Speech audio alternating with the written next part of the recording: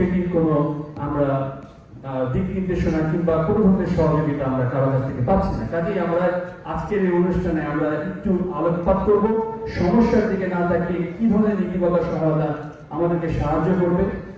ছোট ছোট জিনিস আমাদের চাওয়ার আছে, ছোট ছোট জিনিসগুলো, বড় বড় যে জিনিসগুলো আমাদেরকে বিগ পিকচারে যে জিনিসগুলো আমাদেরকে ফোকাস করতে হবে, যাতে আমরা আমাদের দেশের অর্থনীতিকে আগিয়ে নিয়ে যেতে পারি। ইন্টারেস্ট রেট পেরেছি, তাই আজকে আমি মনে করি রাজনৈতিক সহায়তা আমাদের দরকার, কিন্তু রাজনৈতিক সহায়তার নামে যদি দুর্বৃত্তায়ন করা হয়, এই সময়কে সুযোগকে যদি ব্যক্তিগত কারণে ব্যবহার করা হয়, সেটা কিন্তু কখনোই আমরা সমর্থন করি না।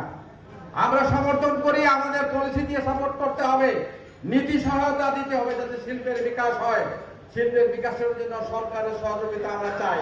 তাই আজকে আমি বলবো, আজকে যে অনুষ্ঠানটি আমরা করতেছি, এই অনুষ্ঠানের আয়োজক কফিলউদ্দিন একজন নিবেদিত প্রাণ রাজনৈতিক নেতা, রাজনৈতিক কর্মী।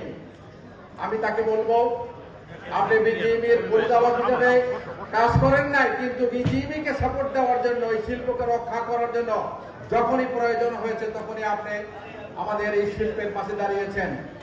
আপনি একজন নিবেদিত প্রাণ রাজনৈতিক কর্মী, এই এলাকার মানুষকে সংগঠিত করে বিজিএমির প্রয়োজনে, এই শিল্পের প্রয়োজনে রাস্তায় নেমেছেন। আমি মনে করি আপনাকে যদি দায়িত্ব দেওয়া হয়, আপনি দায়িত্ব পালনের একজন যোগ্য নেতা। তাই আজকের এই আয়োজকরা প্রত্যেকেই আপনার প্রশংসা করেছেন। আমি আমাদের জাতীয়তাবাদী দলের কাছে প্রার্থনা করব, আবেদন করব, আপনার মতো একজন যোগ্য মানুষকে যদি দল মনোনীত করে এই এলাকার মানুষের উন্নয়ন, আমাদের শিল্পের স্বার্থ রক্ষা সবকিছুতে আপনি কাজ করতে পারবেন, সেই কাজটি আপনি করবেন। আমি মনে করি সেটাই আমি প্রত্যাশা করি। আমাদের বিজেপির বর্তমান সভাপতি উচ্চপক্ষের কথা বলেছেন, আমি তার এই প্রস্তাবকে সমর্থন করি। তার সাথে সাথে একটা কথা শুধু বলতে চাই, আমরা যেন ভবিষ্যতে আবার যে সুযোগই পাই না কেন, ওই সুযোগে যেন আবার আমরা ওরকম অতীতের মতো দরবেশ পয়দা না করি। যেই দরবেশরা এই দেশের মানুষের ব্যবসায়ীদেরকে কলঙ্কিত করেছে, দেশ থেকে হাজার হাজার কোটি টাকা বিদেশে পাচার করেছে, ওরকম দরবেশ যেন আবার এই রাজনৈতিক ছত্রছায়া তৈরি না হয়।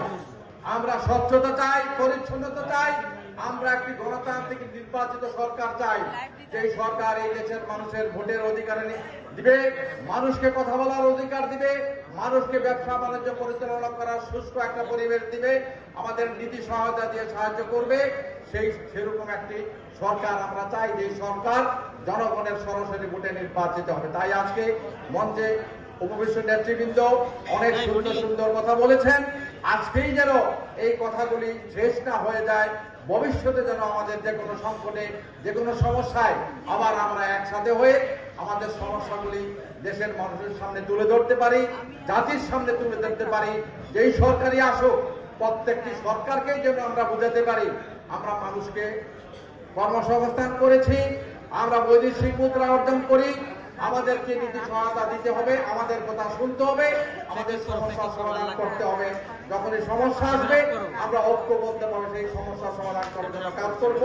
এই কথা বলে আজকে কফিলউদ্দিনের সর্বাঙ্গীন সাফল্য এবং সার্থকতা কামনা করে তার আগামী যে পথ চলা যেন সহজ হয়, সুন্দর হয়, সেই প্রত্যাশা করে আজকে তারা এখানে এসেছেন। যাতে সবাইকে আমি আমার ব্যক্তিগত পক্ষ থেকে এবং কফিলউদ্দিনের পক্ষ থেকে আরেকবার সাধুবাদ জানিয়ে, ধন্যবাদ জানিয়ে আমি আমার বক্তব্য শেষ করলাম। আল্লাহ হাফেজ, বাংলাদেশ জিন্দাবাদ। আজকে এর মধ্য দিয়ে অনুষ্ঠানের সমাপ্তি ঘোষণা করলাম। বাসা বেঁধেছি, বাট আমরা কিন্তু আসলে হতাশ। এই 1.5 বছরে আমরা কিছুই পাইনি। আমরা চাই একটা বলিষ্ঠ নেতৃত্ব, আমরা চাই একটা নির্বাচিত সরকার। আজকে আমাদের মঞ্চে দুজন, আমার এই ক্লাবের পাস্ট প্রেসিডেন্ট, উনি মনোনয়ন পেয়েছেন, সেই সাথে আমাদের বিজিএম এর প্রেসিডেন্ট বাবু ভাই মনোনয়ন পেয়েছেন, আমাদের এই ক্লাবের member. I have seen that. আমাদের কালাম সাহেব এই ক্লাবের জন্য যেভাবে ফাইট করেছেন, ওনার ব্যবসার জন্য ফাইট করেছেন, উনি ইন্ডাস্ট্রি পিছনে কন্ট্রিবিউট করতে যে নিজের ব্যবসায় অনেক সাফারও হয়েছেন, কিন্তু নিজের ব্যবসায় ইন্টারেস্ট কখনো দেখেননি। বাবু ভাইও সেই, সবাই এখানে যারা নেতৃত্বে আছেন, কিন্তু 17 বছরে যারাই নেতৃত্বে এসছেন নিজের পার্সোনাল বেনিফিটটা আগে দিয়েছেন, ইন্ডাস্ট্রি বা কমিউনিটিকে দেখেননি। আমি আশা করি এখন আগামীতে যারা নেতৃত্বে আসবেন তারা ব্যবসায়িক সবার ইন্টারেস্টটাকে দেখিয়ে দেশকে এগিয়ে নিয়ে যাবেন। আর কফিল ভাইয়ের কথা না বললেই না, এই অঞ্চলে Uttara being the most prominent industry, আজকে ঢাকা শহর কিন্তু দক্ষিণ থেকে উত্তরের দিকে যাচ্ছে। উত্তর is the gateway to Gazipur and the entire community, যেখানে ইন্ডাস্ট্রিটা। উত্তরাতে অনেকগুলো এস্টাবলিশমেন্ট। সো আমাদের প্রয়োজন একটা বলিষ্ঠ নেতৃত্ব, চাই উত্তরাকে ভালোভাবে বুঝে। আমি মনে করি কফিল ভাই ইজ ওয়ান অফ দ্যাট। আমি আর বক্তব্য দীর্ঘায়িত করবো না, আমরা সকলে মিলে একসাথে আরো সুন্দরভাবে আমাদের দেশটা আসুক, আমাদের নির্বাচিত সরকার আসুক, বলিষ্ঠ নেতৃত্ব দেওয়ার জন্য আমাদের বলিষ্ঠ নেতৃবৃন্দগণ ইলেক্টেড হয়ে আসুক। আপনাদের উপর আমাদের অনেক আশা ভরসা। ধন্যবাদ সবাইকে। কোনোভাবে আগেও জড়িত ছিলাম না, এখনো জড়িত না, বাট যে দল থেকে মনোনীত আমাদের আমার ছোট ভাই কফিল, তাকে যদি এইখানে মনোনয়ন দেওয়া হয়, আমার মনে হয় আমরা সবাই তাকে সাপোর্ট করব, সমর্থন দিব, এবং সে আমাদের হয়ে, যেহেতু অলরেডি সে আমাদের সাথে কাজ করছে দেশে, এখানকার লোকাল এরিয়া, লোকাল, বিকজ আমি তাকে অনেক বছর ধরে চিনি, তার জন্ম এখানে, তার বাবার জন্ম, তার দাদার জন্ম সব এখানেই, তাদের এখানে, এবং এই জায়গাতেই যেহেতু আমরা বড় হচ্ছি, আমাদের অফিস সবকিছু এখান থেকে পরিচালিত হচ্ছে। আগামীতে কফিলের মতো নেতৃত্ব যদি এখান থেকে পার্লামেন্টে যায় এবং সেখানে আমাদের এই এলাকার জন্য যে কাজগুলো করবে, তাহলে আমাদের সাথে আমরা আলোচনা করবো। আমাদের একটু আগে আলোচনা হচ্ছিল যে আসলে অনেক কিছু, অনেক ডিসিশন হয়ে যায়, করছে, আমরা কোনো আলোচনার মধ্যেই নাই। তো আমি মনে করি যে আমাদের এগুলো আলোচনা আসবে, আলোচনা করে সেটি করবো। সবাই আপনারা ভালো থাকবেন, সুস্থ থাকবেন। আসসালামু আলাইকুম। আজকের প্রোগ্রামে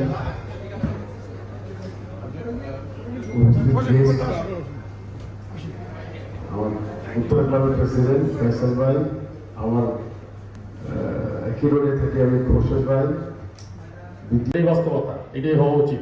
এই জন্য যিনি যে আসন থেকে নির্বাচন করেন, ওই আসনের ভালো মন্দ ওই এলাকার জনগণের প্রতিনিধিত্ব করেন। 308টা আসনে ওই এলাকায় যে কেউ বলতে পারবে না, আমি অন্তত বলতে পারবো না যে আমি তোমাদের ভোটে নির্বাচিত, আমি আপনাদের ভোটে নির্বাচিত হয়ে আমি বিজিএম মেম্বার, অর্থাৎ ব্যবসায়ীদের স্বার্থ সংরক্ষণ করবো এবং যে কথা বলবো, আমাকে ওই স্থানীয় সমস্যা, স্থানীয় জনগণের কথা, তাদের ভালো মন্দের কথা বলতে হবে। অ্যাট দ্য সেম টাইম যেগুলো কমন ইস্যু, যেটা জনগণ সবার দ্বারা উপকৃত, যেমন শিক্ষা ব্যবস্থা, কৃষি উন্নয়ন, স্বাস্থ্য ব্যবস্থা, এইগুলো নিয়ে কথা বলতে হবে এবং ব্যবসার কথাও কমনলি বলতে হবে।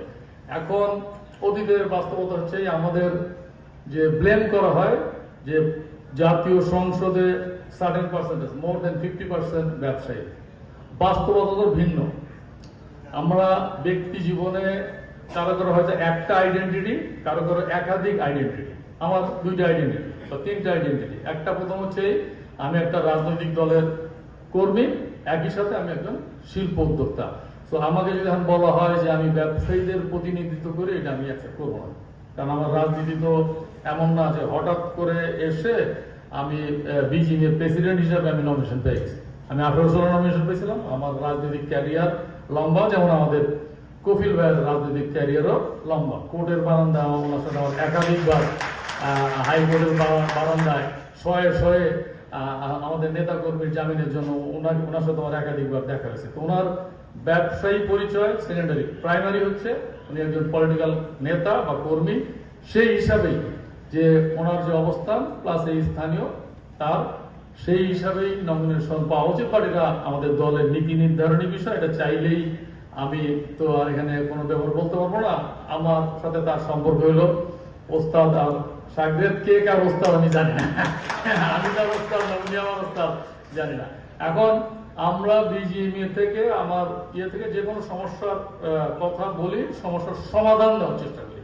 কারণ সমস্যার কথা কিন্তু সবাই বলতে পারি আমরা, হ্যাঁ, সমাধানও আমাদের দেওয়া উচিত। যেমন আমাদের অবস্থানটা কি, যে বিজিএম এর সভাপতি, বিটিএম এর সভাপতি, তাদের প্রতিমন্ত্রীর মর্যাদা থাকে, ব্যস্ত থাকেন। তো সেই পরিপ্রেক্ষিতে আমি মনে করি যে আমাদের নিজস্ব ব্যক্তিত্বে একটা সংসদে আসনে আমাদের ব্যক্তিকে উত্তরা থেকে আনা বাঞ্ছনীয় মনে করি। 2008 সালে আমার এই তরুণ বন্ধু কফিল সাহেব বোর্ডে যে সে তখন ম্যাডাম খালেদা জিয়াকে বলেছিল যে খুরশিদ ভাইকে 2008 থেকে নমিনেশন দেয়। আমাকে প্রাথমিকভাবে সেটা নির্বাচিত করা হয়েছিল, কিন্তু পরবর্তীতে আমার স্বাস্থ্যগত কারণে আমি সেই করি নাই। কিন্তু আজকে আমি মনে করি যে কফিল আমাদের যোগ্য প্রার্থী এবং আমরা তাকে দিয়ে সামনে এগিয়ে যাব এবং এইখানে কোনো ভাসমান কাউকে যেন না দেওয়া হয়। এই আসনটি নিঃসন্দেহে খুব প্রশংসনীয় আসন এবং এর মধ্যে ইতিমধ্যেই ব্যাখ্যা করে দিয়েছেন। তো সামনে আশা করব যে আমরা ওনার হাতটাকে শক্তিশালী করার জন্য ব্যবসায়ী সমাজ এগিয়ে আসবে, সেইটা আশা ব্যক্ত করে সবার সুস্বাস্থ্য কামনা করে আমি আমার বক্তব্য শেষ করছি। ধন্যবাদ আমাকে সুযোগ দেওয়ার জন্য। কাজে আমি প্রথমে বলবো আমাদের বিজিএমির ভিপি ফাইন্যান্স মিজান ভাইকে দিয়ে বক্তব্য শুরু করার জন্য অনুরোধ করবো। মিজান ভাই, আপনি যদি মঞ্চে এসে আমাদের একটু বক্তব্য বলেন। Thank you. আমার মনে আমাদের থেকে আমি চাইবো উপস্থিত আমার নেতৃবৃন্দ যারা আছেন এখানে সবাই মিলে আগামী দিনে ত্রয়োদশ জাতীয় সংসদ নির্বাচনের ধানের শীষে যদি ভোট দেন সকল সমস্যার সমাধান হবে ইনশাআল্লাহ। আর এই যে ঢাকা 18 সবচেয়ে 300 আসনের মধ্যে সবচেয়ে ইম্পর্টেন্ট আসন ঢাকা 18। কি কারণে?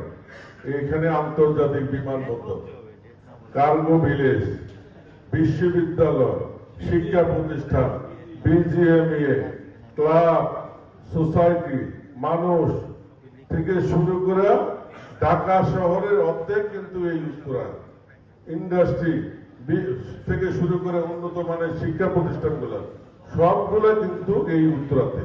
এই জন্য উত্তরে আমরা যদি 300 আসনের মধ্যে গুরুত্বপূর্ণ আসন ধরে সবচেয়ে বেশি সেটা হলো উত্তরা। আমার মনে হয় টপ 3-র মধ্যে একটি আসন হবে বলে আমি মনে করি। তো আমরা ইতিমধ্যে আমার দল 237টি আসনে যোগ্য প্রার্থীকে মনোনয়ন দিয়েছে। আমি আমার দলকে বলবো, অনুরোধ করবো বিনয়ের সহিত, এই এলাকার সবচেয়ে পরিচিত ব্যবসায়ী হিসেবে প্রতিষ্ঠিত আর রশিদ গ্রুপের আমাদের কফিল আমার ছোট ভাই এবং রাজনীতিবিদ হিসেবে তার জন্মস্থান এখানে, এই মাটিও মানুষের যার জন্ম তাকে যদি বিবেচনা করা হয় তাহলে আমি মনে করি যে উত্তরাবাসী এবং এই সেক্টর এই ঢাকা 18-তে আমরা যারা আছি এই প্রতিষ্ঠান সবগুলো উপকৃত হবে বলে আমি মনে করি। যদি সম্ভব হয় যাতে ওনাকে বিবেচনা করা হয়, যদি সম্ভব হয় যাতে ওনাকে বিবেচনা করলে আমরা উপকৃত হব, উত্তরাবাসী উপকৃত হব এবং এতগুলো প্রতিষ্ঠান এই বিজিএম ভবন থেকে শুরু করে আমরা সবাই উপকৃত হব। কারণ তার জন্ম এখানে, সকল মানুষ তাকে সকালে বিকেল 24 ঘন্টা তাকে পাবে এবং সে দীর্ঘদিন ছাত্র দল থেকে এই দলের জন্য কষ্ট করে আসেন। আমরা সবাই মিলে তার জন্য দোয়া করি, এই আশা ব্যক্ত করে আমি আমার বক্তব্য শেষ করি। বিজিএমের সভাপতি, নির্বাচিত সভাপতি জনাব মাহমুদুর রহমান খান বাবু ভাই আমাদের মাঝে উপস্থিত আছেন। বিজিএমের সবচেয়ে সফল এবং যিনি তিল তিল করে আজকে বাংলাদেশের এই রপ্তানি খাতকে গড়ে উঠিয়েছেন, জায়ান্ট গ্রুপের সম্মানিত ব্যবস্থাপনা পরিচালক, বিজিএমের সাবেক সভাপতি জনাব ফারুক হাসান আমাদের মাঝে উপস্থিত আছেন। বিটিএমসি বাংলাদেশ টেক্সটাইল মিলস লিমিটেডের নির্বাচিত সভাপতি আমার অত্যন্ত প্রিয় বড় ভাই জনাব রাসেল ভাই আমাদের মাঝে উপস্থিত আছেন। বিজিএমের সাবেক সভাপতি, যার কাছ থেকে আমি বিভিন্ন সময়, আমার গার্মেন্টস ব্যবসায় কোনো আইডিয়া ছিল না, আমি অনেক সময় তাকে বিরক্ত করি, ডিজাইন টেক্সের সম্মানিত, ডিজাইন গ্রুপের সম্মানিত ব্যবস্থাপনা পরিচালক খন্দকার রফিকুল ইসলাম আমাদের মাঝে উপস্থিত আছেন। এই ক্লাবের সাবেক সভাপতি, চৈতি গ্রুপের ব্যবস্থাপনা পরিচালক, যার সৌভাগ্য হয়েছে আমার বড় ভাই, আমি তার সাথে আমার, আপনারা সবাই জানেন তার হৃদয়ের সাথে আমার একটা সম্পর্ক, আমি অনেক কিছু তার সাথে শেয়ার করি। মাঝে মধ্যে উনি আমাকে গালি দেয় এবং আমাকে আদর করে। সেই সম্মানিত বড় ভাই জনাব আবুল কালাম আমাদের মাঝে উপস্থিত আছেন। বিজিএম এর ভাইস প্রেসিডেন্ট আমার বন্ধু জনাব বিজান উপস্থিত আছেন। অ্যাক্সেসরিজ অ্যাসোসিয়েশনের সভাপতি শাহরিয়ার ভাই আমাদের মাঝে উপস্থিত আছেন। প্লাস্টিক ইন্ডাস্ট্রিজের নির্বাচিত সিনিয়র সহসভাপতি জনাব ইকবাল ভাই আমাদের মাঝে উপস্থিত আছেন। শরীফ আমার এক সবচেয়ে বড় বন্ধু, এই অনুষ্ঠানকে যিনি আমার সাথে থেকে সবচেয়ে বেশি সহযোগিতা করেছে আমার ভাই আমার বন্ধু জনাব বিজিএম এর বিজিবিএ সভাপতি জনাব মুফাজ্জল হোসেন পাবেল আমাদের মাঝে উপস্থিত আছেন। এই ক্লাবের সম্মানিত সভাপতি ফয়সাল তাহের আমাদের মাঝে উপস্থিত আছেন। আমার অত্যন্ত প্রিয় শ্রদ্ধেয় মুরব্বী এই এলাকার স্থায়ী বাসিন্দা জনাব খোরশেদ আলী মোল্লা সহ আমার প্রাণপ্রিয় ব্যবসায়ী ভাই বোনেরা, আমি আজকে বক্তৃতা দিতে চাচ্ছি না। আমি আপনাদের সাথে জীবনে আমি অনেক বক্তৃতা দিয়েছি। আমি আপনাদের সাথে আমার প্রাণ খুলে আমার ভাষায় আমি 2-4টি কথা বলে আমি আমার বক্তব্য শেষ করতে চাই। প্রিয় ব্যবসায়ী ভাইয়েরা, আজকে আমি আসলে গার্মেন্টস ব্যবসাটা আমি অল্প সময় শুরু করেছি।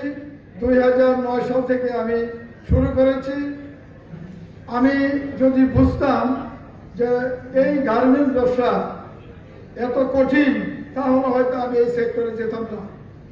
কারণ এত রক্তক্ষরণ, আমাদের এত সমস্যা, আমরা যারা এইখানে গার্মেন্টস ব্যবসায়ীরা আছি আমরাই সেটা অনুভব করি। দেখেন, আমি তো একজন রাজনৈতিক দলের কর্মী, এইখানে যারা আজকে আসছেন সবাই ব্যবসায়ী, আমরা কেউ ছোট বড় মাঝারি শিল্পের মালিক।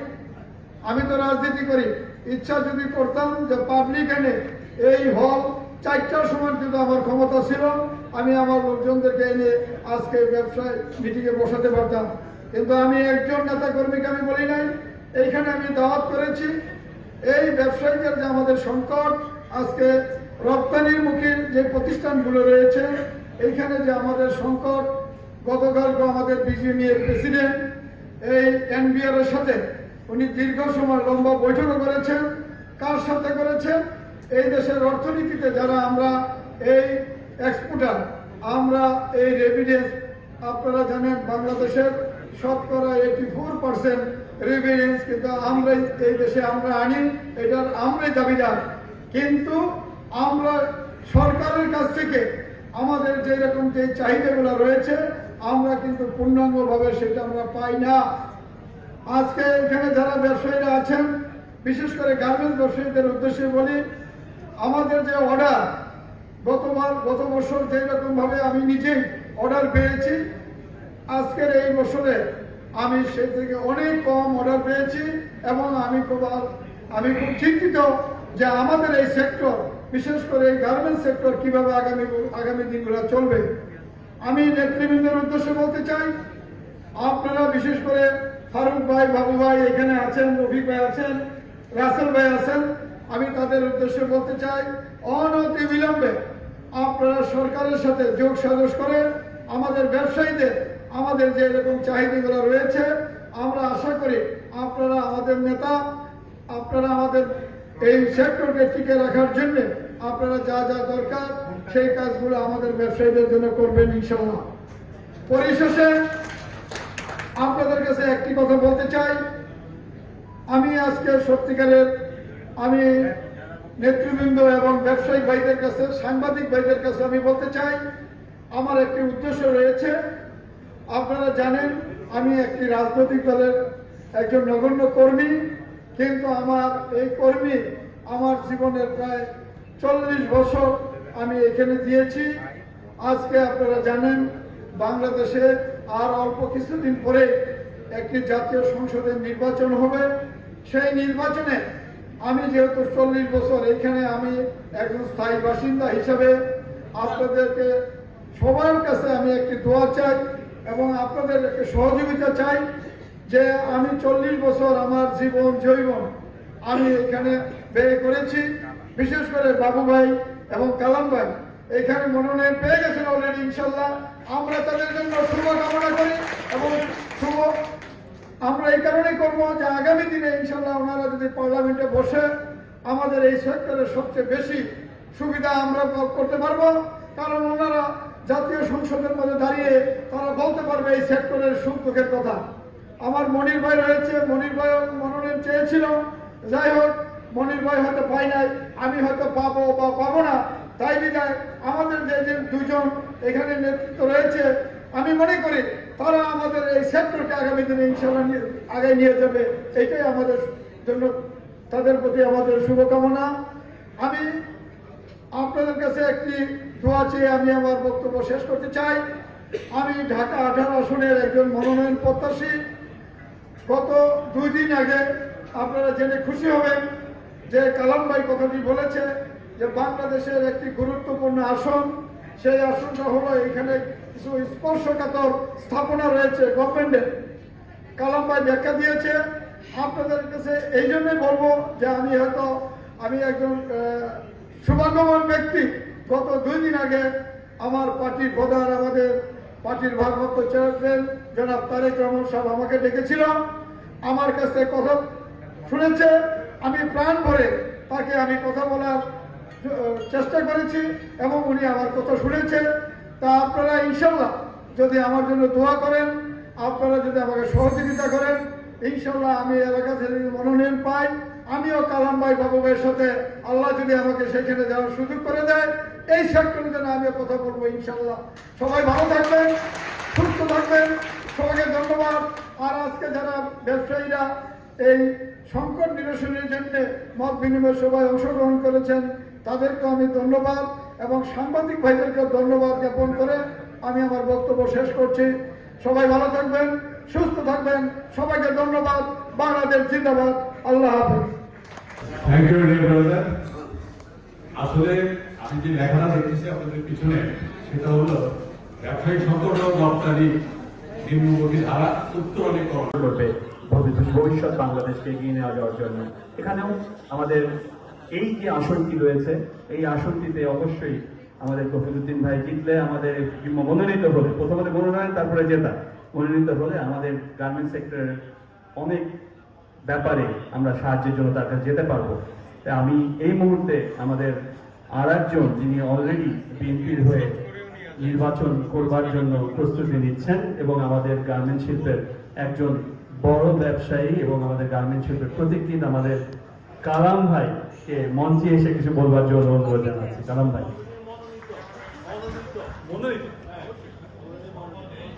ধানের শীষ প্রাপ্ত। বিসমিল্লাহির রহমানির রহিম। উপস্থিত আজকের মত বিনিময় সভার সম্মানিত সভাপতি, উপস্থিত আছেন বিজিএমই এর সভাপতি বাবু ভাই, সাবেক প্রেসিডেন্ট আমাদের রফিক ভাই, ফারুক ভাই, মনির ভাই সহ আমাদের বিজিএমই এর প্রেসিডেন্ট রুবেল আজিজ, রাসেল ভাই এবং উপস্থিত আছেন এখানে বিজেপি এর অফিস, এখানেই আপনার বিজেপি এর অফিস, এখানেই বাংলাদেশে আজকে আপনার হলো দেশের 400-500 আপনার আরএনজি সেক্টরের সব সেক্টরের অফিস এখানে আমাদের একজন দক্ষ, যোগ্য এবং এই পোশাক শিল্প পরিবারের যিনি কথা শুনবেন এবং বিভিন্ন মহলে পৌঁছে দিবেন সেরকম একটা যোগ্য নেতৃত্বই চাই। আমি মনে করি সেই যোগ্য নেতৃত্ব হলো কফিল ভাই। কফিল ভাই যদি এই সেক্টরে আসে আমাদের সেক্টরে এগিয়ে যাবে। আমাদের এই সেক্টর ভালো থাকুক, সুন্দর থাকুক, আমাদের দেশ সবাই মিলে এগিয়ে নিয়ে যাই। সকলকে অসংখ্য ধন্যবাদ। যাওয়ার আগে আরেকটা কথা বলবো, আমাদের আজকে ব্যবসায়িক সমাজে হলো দেশের যে এফবিসিসিআই, সেই এফবিসিসিআইটা কিন্তু আজকে নেতৃত্ব শূন্য। শুধু আমি বলবো আজকে যারা আয়োজন করেছেন, আয়োজক এবং এখানে আমাদের আছেন হলো দেশে আরেকজন রাসেল ভাই, এফবিসিসিআই নেতৃত্বে উনি আসার জন্য চেষ্টা করছেন। আমি দুজনকেই বলবো কাগজে নয়, পাথরে নয়, মানুষের হৃদয়ে আপনারা বসবাস করবেন। সকলকে অসংখ্য ধন্যবাদ। সেই সুবাদে আমরা খুবই আশাবাদী যে উনি এখানকার নমিনেশন পাবেন এবং এখান থেকে উনি কম্পিট করে বিজয়ী হবেন। ধন্যবাদ। আসসালামু আলাইকুম।